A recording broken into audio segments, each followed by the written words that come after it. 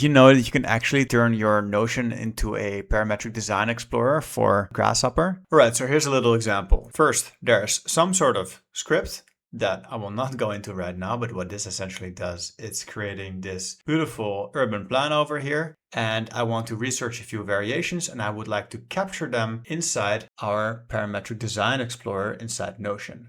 The most important part that I will discuss is basically the tail end here. If we allow ascending to Notion, we send the key value pairs that we want to send to the server as a JSON payload. And then we create an image that we temporarily store on our own device. Then we upload this image to Notion. We get back an image URL that we can then include in the final payload that we send to the server, right? All right, so step one.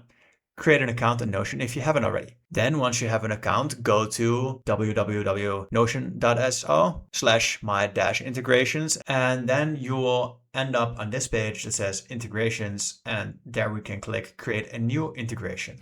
New integration. Associated workspace, we're gonna link it to the workspace that is relevant. Go to content access and make sure that the page is actually accessible for this API. We can leave these as is. Then we can show this token and we can copy this code. And then we're gonna need to put this inside our Grasshopper script. All right, so let's test our system. So let's go all the way to the beginning. To start an iteration, we'll just right click, animate. I know this is a very low tech way to do it, but this is just the quickest way to show you in this demo.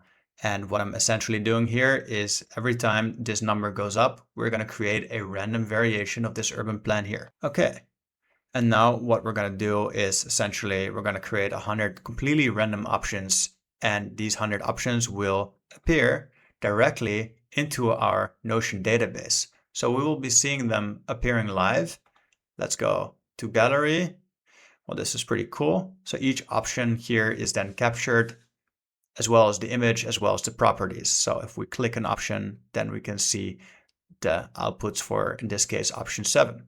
All right, so now that we have this going, we can, in the meantime, just build a nice chart on top of this. So let's create a chart. What to show? We're gonna show the gross floor area, so GFA. And then on the y-axis, we will actually show the name.